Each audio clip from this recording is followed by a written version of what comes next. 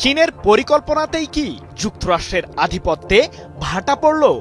এবার কি আর ইরানের উপর প্রভাব খাটাতে পারবে না মার্কিন প্রশাসন? কারণ সাম্প্রতিক যুদ্ধে ইরানের কাছে দাঁত ভাঙা জবাব পাওয়ার পর থেকেই বিশ্বজুড়ে সমালোচিত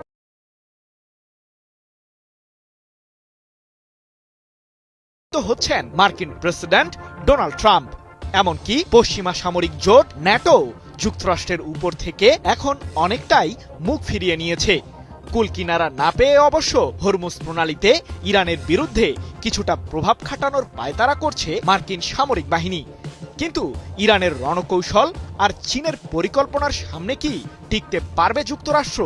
নাকি মধ্যপ্রাচ্য থেকে এবার রীতিমতো লেজ গুটিয়ে পালাতে হবে মার্কিন সামরিক বাহিনীকে?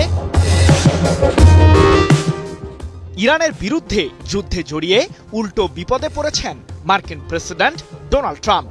সাম্প্রতিক ওই যুদ্ধে তেহরানের ছোড়া মিসাইল ও আত্মঘাতী ড্রোনের তাণ্ডবে পড়ে মধ্যপ্রাচ্যে থাকা যুক্তরাষ্ট্রের সামরিক ঘাঁটিগুলোর এখন নাজেহাল অবস্থা। কয়েক বিলিয়ন মার্কিন ডলার ক্ষতির মুখে পড়ার কারণে ট্রাম্পকে তার প্রশাসনের মাঝেই জবাবদিহির আওতায় পড়তে হচ্ছে। নভেম্বরে অনুষ্ঠিত হতে যাওয়া যুক্তরাষ্ট্রের মধ্যবর্তী নির্বাচনকে ঘিরেও ট্রাম্প শিবিরে শঙ্কা বিরাজ করছে। কারণ বিশ্লেষকরা বলছেন, মধ্যপ্রাচ্যে মার্কিন বাহিনীর এক প্রকার পরাজয়ের ফলে যুক্তরাষ্ট্রের নাগরিকদের মাঝে ট্রাম্পের জনপ্রিয়তা অনেকটাই কমে এসেছে। প্রশ্ন হলো, যুক্তরাষ্ট্রকে ঘায়েল করে নতুন বিশ্ব ব্যবস্থা কি গড়তে পারবে চীন?